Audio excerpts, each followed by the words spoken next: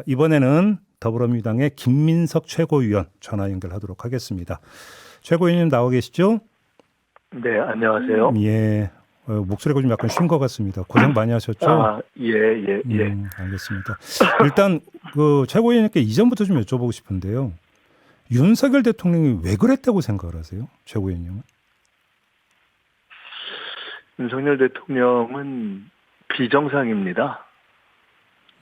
어떤 점에서요? 그 정상적 판단을 할 수 있는 상태가 아니라고 봅니다.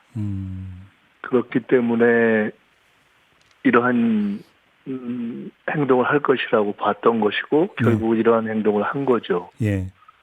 그런데 비정상적인 어떤 권력의 집착 그리고 사실은 시작은 김건희 씨의 비정상적 권력 집착에서 시작된 것이죠. 근데 그것을 비정상적으로 방어를 하고 그 과정에서 이렇게 국헌을 헌정 질서를 파괴하는 방식으로까지 가게 된 것이죠. 그러니까 정상적인 우리가 눈으로는 설명할 수 없는 윤석열 대통령의 비정상 상태가 빚은 참사다 이렇게 봅니다.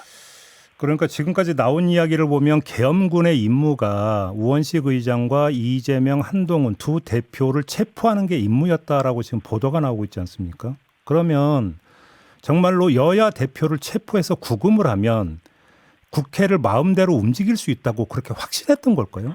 최고위원님은 어떻게 보세요? 저희가 처음에 이제 계엄을 하고 그것을 해제시키는 방식에 있어서 국회 이제 과반수가 모여서 오늘과 같이 해제 결의를 하면 된다. 그런데 아마도 국회의원의 상당수를 사전 체포해서 과반수를 하지 못하게 할 것이다라는 것을 저희가 우려해서 사실은 계엄 대비 입법을 했습니다. 근데 그 과정에서 사실은 논의했던 것 하나가 국회의 회의 자체가 열리지 못하게 하는 방식으로 하는 것이 훨씬 간편한 방법일 것이다. 그래서 의장단을 사실은 회의를 소집하지 못하게 하면은 가장 간편하게 오늘 예를 들어 있었던 국회 해제 결의 자체를 못하게 할 수 있다. 그러니까 의장이 위임을 하게 하는 과정 자체를 못하게 함으로써 의장이 없어지면 사실은 원래는 민주당 소속의 의장과 부의장까지가 대상이라고 하는 시나리오 하나를 생각을 했었습니다.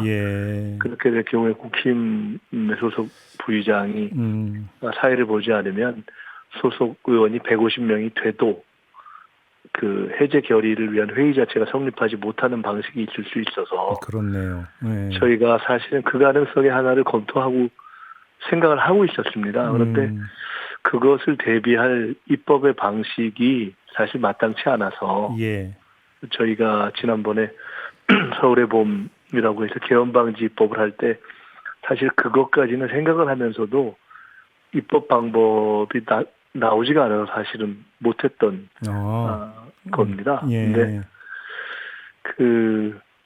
그런 어떤 방법론 이전에 기본적으로 어떤 수를 써서라도 헌정 질서를 무너뜨려서라도 쉽게 말해서 김건희 특검을 저지하겠다. 라는 어떤 광적 집착이 낳은 상황이 결국은 온 거죠.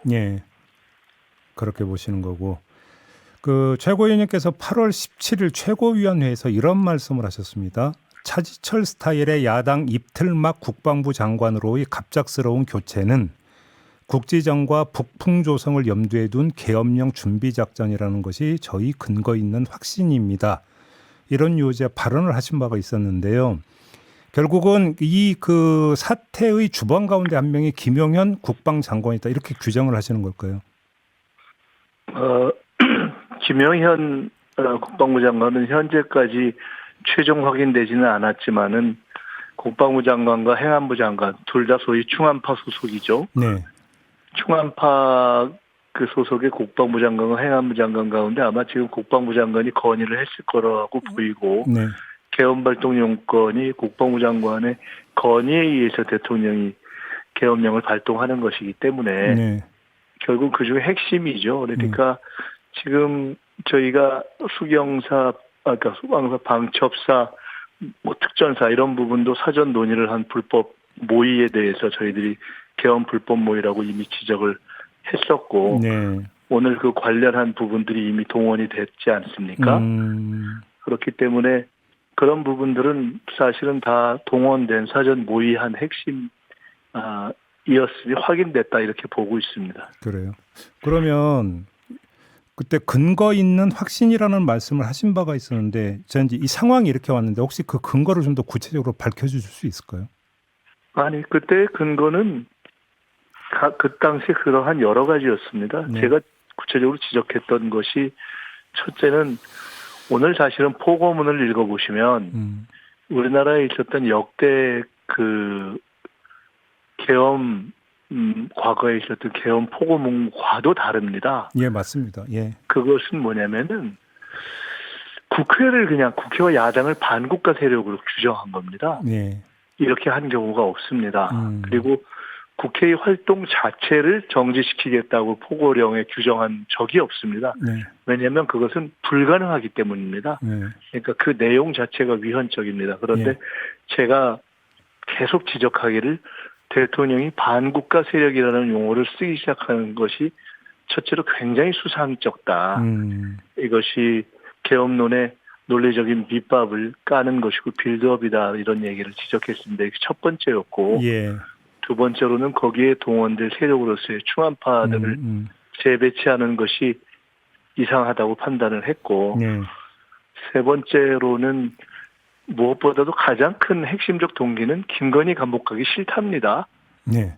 그리고 최상병 문제와 관련돼 있는데 아마 대통령을 포함해서 지금 국방부 장관 등등등등이 다 연루되어 있을 거라고 저희는 봅니다. 예, 그러니까 예. 결국은 진실이 규명되면서 감옥에 갈 수밖에 없는 자들의 자기 보전을 위해서 사고를 친 겁니다. 그리고 그렇기 때문에 그러한 우리가 상식으로는 이해할 수 없는 동기가 존재하고 그리고 저희가 이미 공개한 바 있는 불법 모임 같은 경우는 그것이 그동안에서는 언론에서 좀 경시하기도 했지만 네. 가능하지 않고 전례가 없던 그런 불법 모임을 한 것이거든요. 네. 이런 방식의 모의를 하지 위한 것이 아니면 할 수 없는 그런 것들 정황까지 파악했기 때문에 예. 동기, 논리, 세력, 정황, 조직 이런 것들을 다 보고 이 흐름을 판단한 것이죠. 사실은 워낙 국정을 못하기 때문에 정권 교체를 계엄과 테러 그리고 어떤 사법적으로 상대방 죽이기 외에는 정권 교체를 막을 방법이 없다고 생각하고 있다라는 이런 등등의 종합적 판단을 했던 것이 제가 문제 제기를 했던 배경입니다. 알겠습니다. 아까 이제 방비책을 제가 여쭤봤었는데 이제 이미 계엄법 개정안을 발의를 하셨잖아요. 네. 근데 아무튼 밤 사이에 이번 일을 겪었는데 혹시 발의된 내용에서도 또 다시 추가 수정할 내용이 뭔가 있을까요? 사실은 아까 말씀드렸듯이 의장단을 예. 예를 들어 지금 확인을 해봐야 되는데 추경호 원내대표 같은 경우 굉장히 미심적인 행보를 보인 걸로 나타나고 있지 않습니까? 네네네. 국민의힘 의원들이 오는 것을 가지 말라고 문자를 했다고 해서 확인해봐야 되고 당사로 오라고 했다라는 거죠. 그리고 당사로 오라고 네. 했다라는 것도 그렇고 여러 가지 지금 이제 굉장히 미심적인 정황이 있는데, 네. 근데 그에 더해서 사실은 차회를 볼 수 있는 의장단을 가령 정말 둘만 예비 검토를 했으면 저희가 150명이 모였어도 사회권이 없기 때문에 네네. 사실은 굉장히 난감했을 상황인데 사실 조금 전에 말씀드렸지만 입법적으로 사실은 방안을 찾기가 어려서 이렇게까지 하면 사실 어떻게 하냐라고 고민하고 있었던 상황입니다. 네네. 이 외에도 사실은 오늘의 상황을 보면서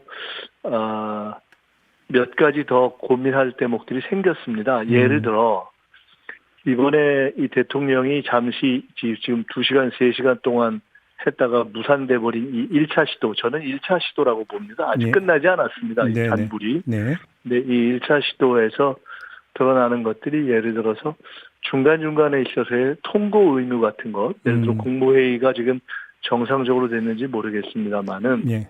그 내용을 국회에 통과하도록 되어 있는데 그것도 지금 하지 않은 것이거든요. 아하, 그래서 예, 절차상으로 다 무효인데 네. 그렇다면은 그러한 절차적으로 거칠 것을 거치지 않으면 자동 실효한다라는 것들이 명료하게 규정되어 있었어야 하는데 네. 사실 그런 것들이 미처 못 짚어진 면이 있습니다. 알겠습니다. 뭐 이런 등등 사실은 더 보완할 것들이 있는데 네. 저희가 지금 21세기 대명 천지에 제가 이 문제를 처음 제기했을 때만 해도 저를 오히려 이상하게 보는 분들이 대부분이었는데 네. 우리가 이런 것을 상정해서 더 나은 보완책을 고민해야 하는가. 참 그게 너무나 황당한 상황인 것이죠. 그래요. 알겠습니다. 한 30초 남았는데요. 그 네. 탄핵 문제는 아까 김병주 최고께 여쭤봤기 때문에 네. 요게 짧게 이 모든 절차가 언제까지 끝내야 된다고 생각하십니까? 짧게 말씀해 주신다면. 이제 시작하는 겁니다. 그래요? 이제 시작하는 것이고요. 이 상태를 이런 위헌위법적인 내란 그리고 비정상적인 상태에 있는 대통령이 어떻게 국정을 이끌어가겠습니까? 예. 나라가 견딜 수가 없죠. 이 문제에 대한 정리, 탄핵과 형사처벌 문제는 이제 시작되었고 국민들께서 압박을 하시고 요청하셔서 이제는 국민의힘의 양심 있는 의원들이 함께 할 수밖에 없다 이렇게 생각합니다. 알겠습니다. 자, 말씀 여기까지 듣겠습니다. 고생하셨습니다, 의원님. 네, 감사합니다. 네, 김민석 더불어민주당 최고위원과 함께했습니다.